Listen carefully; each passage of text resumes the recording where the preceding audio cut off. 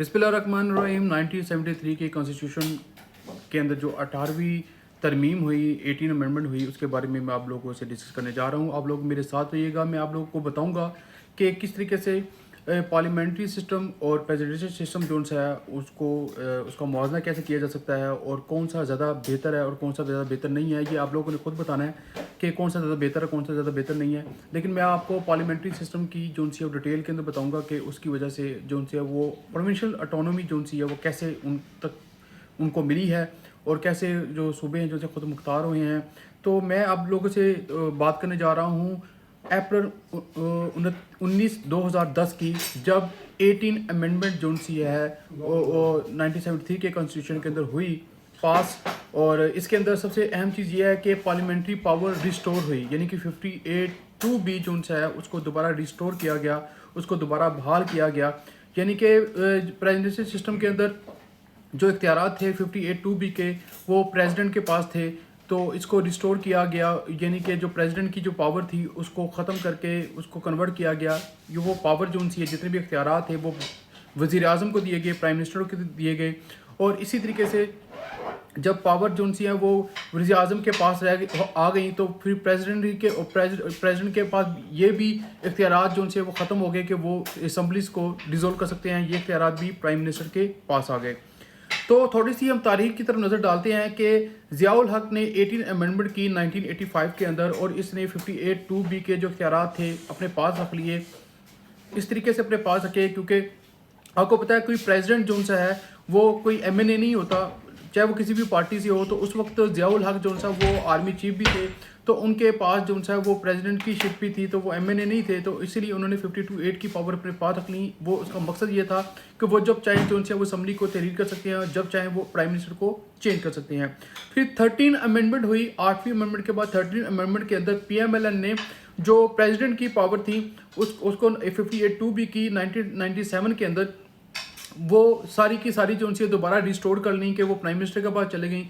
और इसी तरीके से अगर बात करूं मैं 17 अमेंडमेंट की, जनरल मुशर्रफ क्योंकि वो भी जो आर्मी चीफ थे, उन्होंने वो पावर जो उनसे थी 58(2)B की अपने पास दोबारा वापस रिस्टोर कर ली 2003 के अंदर। और ये सिलसिला जो था वो इस तरीके से चलता रहा। तो पावर जब जो प्रेसिडेंट के पास जाती हैं तो उसका मतलब ये है कि वो जो सूबे जो उनसे हैं उनके पास ऑटोनॉमी जो उनसी है वो कम हो जाती है, और वो खुद मुख्तारी जो उनसी है अपने फैसला करने की, अपने लॉज बनाने की वो कम हो जाती है, जिसकी वजह से बहुत सी मुश्किलात का सामना करना पड़ता है। और ये कोई आज की बात नहीं है। जब हिंदुस्तान के ऊपर जो उनसा है वो ब्रिटिश की गवर्नमेंट थी और वाइस राय जो उनसा है वो सारे इख्तियारात जो उनसे उसने पास रखे हुए थे, तो उस वक्त के जो हिंदुस्तान के जो लोग थे वो ये बार बार जो उनसे है वो इस कॉन्स्टिट्यूशन को मानने से 1935 के कॉन्स्टिट्यूशन को मानने से इनकार करते थे, क्योंकि उनके पास जो उनसे है वो पावर ऑफ प्रोविंशियल ऑटोनॉमी नहीं थी। तो ये सिलसिला वहाँ से चलता आ रहा है। तो मैं आज बात करता हूँ 18 अमेंडमेंट की कि 18 अमेंडमेंट जो है वो क्यों इतना ज़्यादा ज़रूरी था और इसका क्या फ़ायदा हुआ पाकिस्तान की तारीख के अंदर। 1973 की कॉन्स्टिट्यूशन के अंदर जो 18 अमेंडमेंट की गई जी, ये पीपल पार्टी के दौर में हुई, इसमें कोई शक नहीं है। लेकिन इसमें तमाम पार्टीज का आपस में इत्तेफाक राय था, तो तब ये कॉन्स्टिट्यूशन जो सा वो 18 अमेंडमेंट 1973 का कॉन्स्टिट्यूशन 18 अमेंडमेंट जो सा वो हुई उसके अंदर। तो उसके अंदर हालांकि देखा जाए तो आसिफ ज़रदारी इस वक्त प्रेसिडेंट थे, उनको पता था कि मेरे इख्तियार जो उनसे वो कम हो रही है, लेकिन उन्होंने फिर भी इसके ऊपर इत्तेफाक राय किया।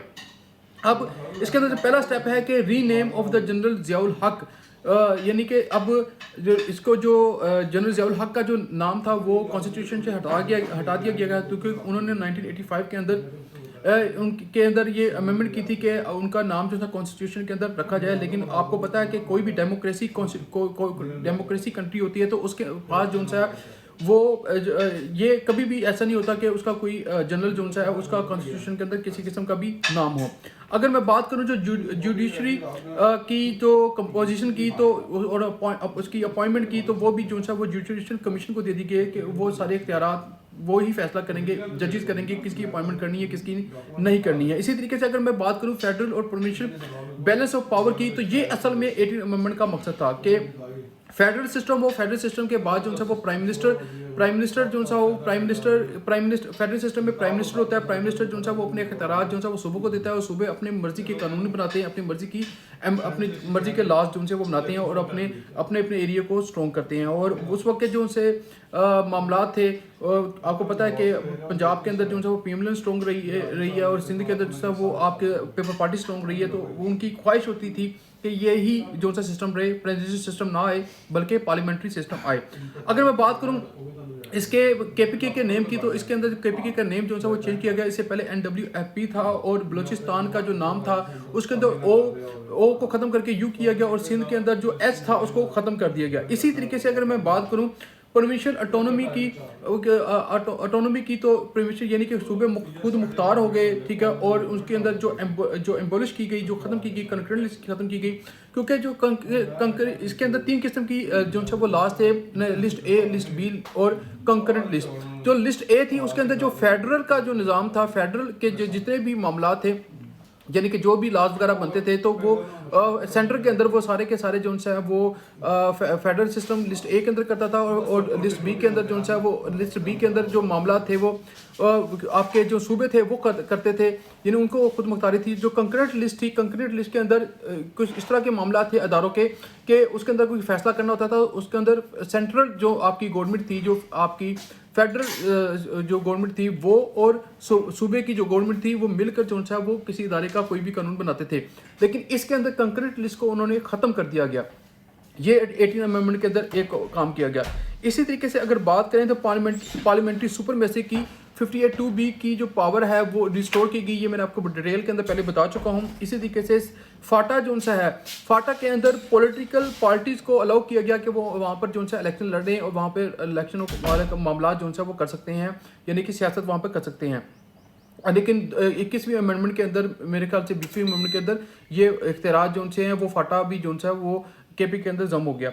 सीसीआई यानी कि PM as a chairperson meeting in 19 days, यानी कि सीसीआई क्या था, कौंसल कॉमन इंटरेस्ट था कि कोई भी मामला हैं जैसे कि पंजाब और सिंध के मामला चलते हैं पानी के, तो पानी के जो मामला हैं वो दोनों मिलकर वफाक और सूबे दोनों मिलकर इसको तय करेंगे। इसी तरीके से बात करें प्रेसिडेंशियल पावर की, मैंने आपको बताया कि वो भी ऑर्डिनेंस जो है वो पास कर भी ले तो वो भी पार्लियामेंट से ही जो है वो अप्रूव होगा, तो तब जाके वो कानून का दर्जा लेगा। अगर अब बात करें जजेस की, तो अपॉइंटमेंट जजेस की, तो वो मैंने जुडिशल कमीशन की आपको बता दी है कि वो इसके बारे में सोचेगा। और एक और अहम चीज़ थी कि जो प्राइम मिनिस्टर है उसके ऊपर बैन किया गया था, 3rd टाइम नहीं बन सकता, उसको भी ख़त्म किया गया कि वो 3rd टाइम बन सकता है। इसी तरीके से high treason on condition abolition की कि अगर बात करें हाई ट्रीजन की, इसके अंदर कोई भी जो सा वो कॉन्स्टिट्यूशन को तोड़ेगा तो उसके ऊपर बगावत का मुकदमा होगा, जैसे कि आर्टिकल 6 के अंदर जो सा वो इसको इस्तेमाल किया गया था मुशर्रफ के लिए भी। इसी तरीके से जो सा वो जो इस्लामाबाद हाई कोर्ट जो सा उसकी इस्टेब्लिशमेंट की गई। इसी तरह फ्री एजुकेशन यानी 16 ईयर एजुकेशन की गई जिसके स्टेट की रिस्पॉन्सिबिलिटी होगी।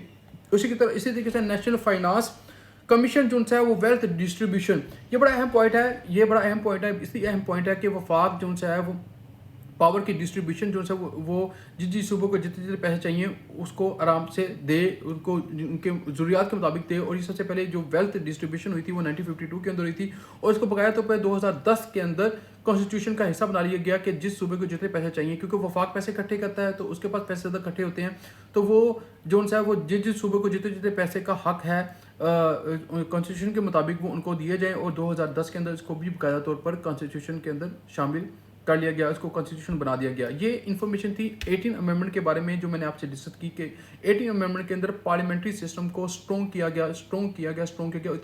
गया कि कोई भी इसको अब इतनी जल्दी नहीं छेड़ सकता। और ये इन्फॉर्मेशन मैंने आप तक पहुंचाई है। मुझे उम्मीद है कि आपको मेरी ये वीडियो पसंद आई होगी और आप लाजमी इस वीडियो को शेयर कीजिएगा। और CSS और PMS के एग्ज़ाम के लिए तो इंतहाई ज़रूरी है और इसकी फ़ीडबैक लाजमी दीजिएगा, क्योंकि हमें पाकिस्तानी और पाकिस्तान हमारा है और हमने पाकिस्तान की तरक्की, खुशहाली और पाकिस्तान को बुलंद करने के लिए अपना किरदार अदा करते रहना है, क्योंकि हम पाकिस्तानी हैं और पाकिस्तान हमारा है।